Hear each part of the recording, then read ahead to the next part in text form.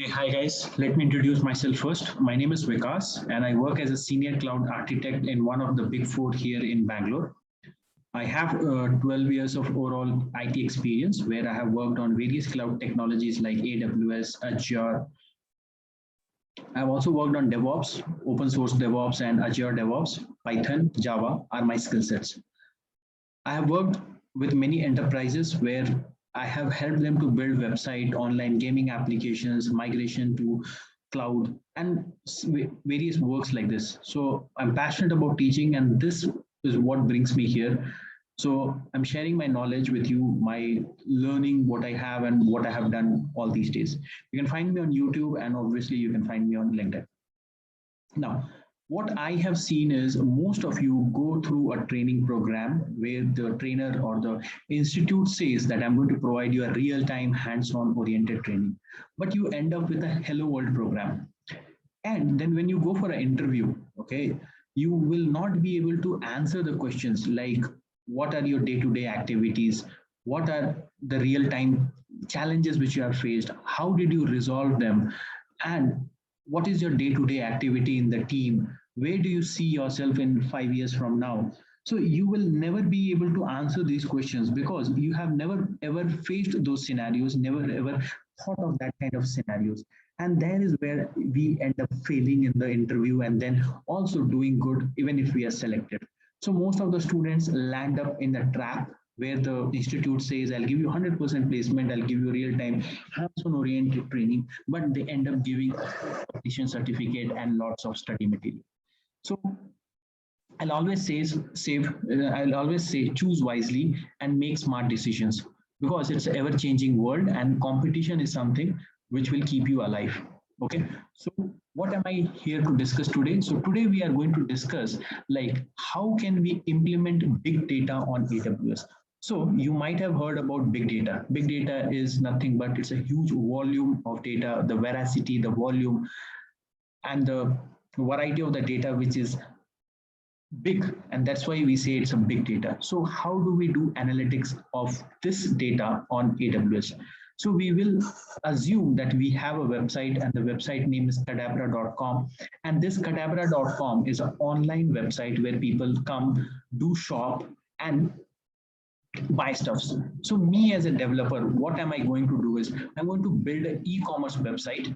Okay, and the data which is generated or the log which is generated, basically I'm going to store that log and process that log, and later I'm going to analyze that log. I'll run my EMR clusters, I will run my machine learning algorithms, and I will try to analyze the data in a pictorial way, in a way where I can say the management, see, this is where your business is heading towards. So I can make smart decisions based on the analysis which I'm going to do. So this project is not going to create a website. Rather, it is assuming that the website is already created and you are simply collecting the log data from the website and you are doing analysis. So this project is analytics on AWS. It is not about creating the website and all those things. I'm not doing this right now here. So this component has 5 major stuffs. The first stuff is order history app. So whatever orders you place, let me say you logged into this cadabra.com, you have a user ID and password, you logged in and you're buying something. So whatever you have bought in past, I have the log of that. I have the history of that. And whenever you come to my website, I can very well capture the log on a real-time basis. So I will use a component of AWS, which is known as Amazon Kinesis data stream. And then I will process that streaming data or online data with my Lambda, which will further go and store it in DynamoDB. And this DynamoDB, as you know, is a NoSQL database where you can store unstructured and semi-structured data. And then this data can be fed into any client app for any kind of visualization or analytics purpose. Then most of the websites have this product recommendation engine. So let me say if I buy a bread, then it will recommend me for milk, it will recommend me for cheese, because these products are related. So how is this thing happening? So this is what my second part will do. So again, I'll get the server logs, I'll put it to this time Amazon Kinesis data Firehose. So this was data stream. This is Firehose. Again, the data from there will go to my S3 bucket, which I'm using for storage purpose. S3 is an object-based storage, which gives you infinite amount of storage. And then from there, I have my Amazon EMR clusters up and running, which will help me to analyze the data real time.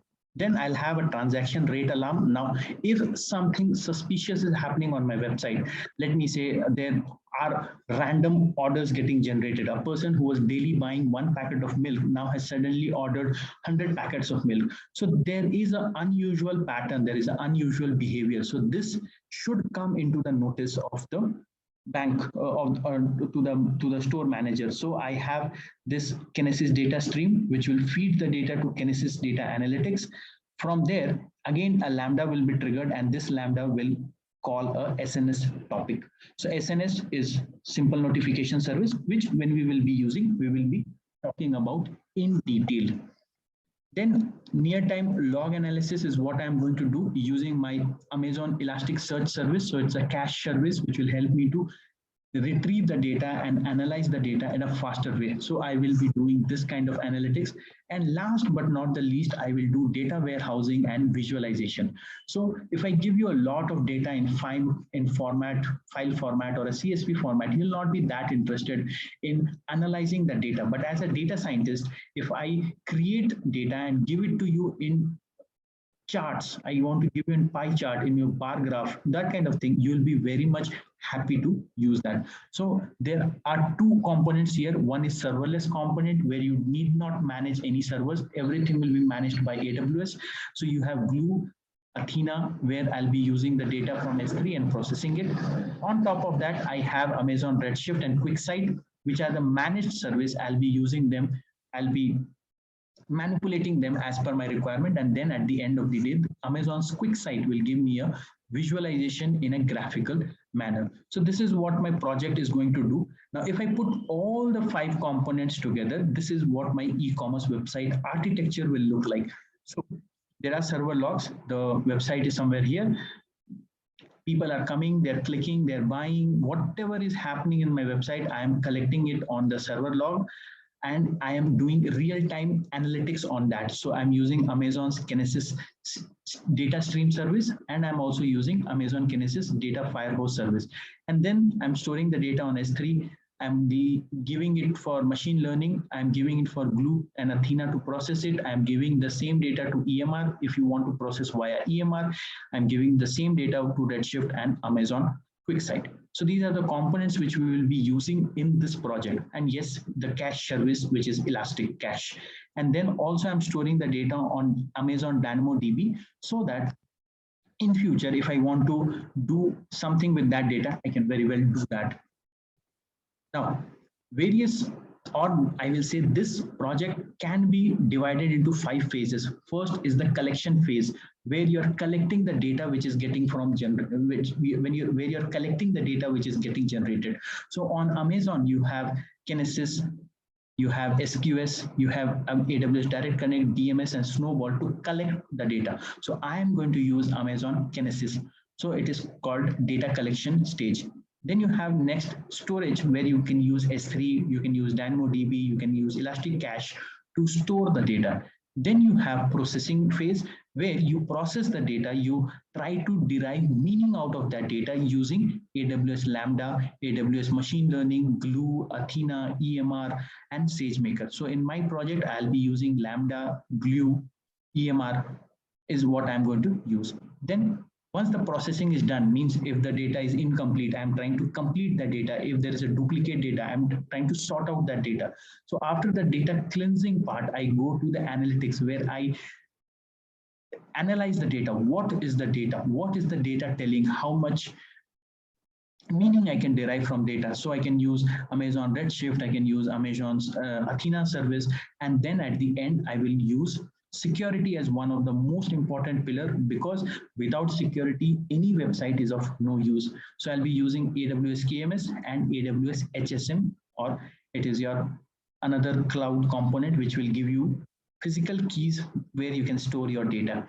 And then you have visualization where you will be using Amazon QuickSight for visualization. If you want, you can use any other tool like Tableau or anything like that. But because it's an in-house product of Amazon, I'm using all the services from Amazon itself. Moving ahead. So this is what my entire project is going to do. So first of all, I will bring the data from outside world and I'll try to analyze that data via Kinesis. Then SQS is a queuing service. So you might be aware of this. So if the producer is producing a lot of data, but me as a consumer, I'm not able to take all the data. So I'll put it in the queue so that later I can process it. I have IoT as DMS. So you can read through this so that you get a knowledge of all the components which I'm talking about here. So it's a brief one-line description of each of the component which I'm using here in the top. Moving ahead. So success is more than just studying a study material. So you have been provided with a study material and just read through that. It's not going to make sense. If you want to be successful, you need to first understand the concept, and second, you need to do hands-on on that. So if you do some hands-on, you will be more attached to the topic, you will be in a better position to understand the stuff, and you will remember it for a longer period of time. And obviously with this comes the confidence, and this confidence is what is going to give you a lot of good things in your life. So this is how your data flow diagram will look like. It is data being collected, then data is getting stored, data is getting processed, data is getting analyzed, and then finally visualization and security. So happy to welcome you all to this very particular session where I will be dealing with all the components one by one, and I'll be telling you how each of the component is working and how they are going to help you. So again, welcome all. Hope this entire material will be helpful for you, and you will learn and you will be able to implement these things on your project or do a POC and become more and more confident. So just don't learn, understand and practice. Okay guys, see you then when I'll start the actual project. Thank you. Bye-bye.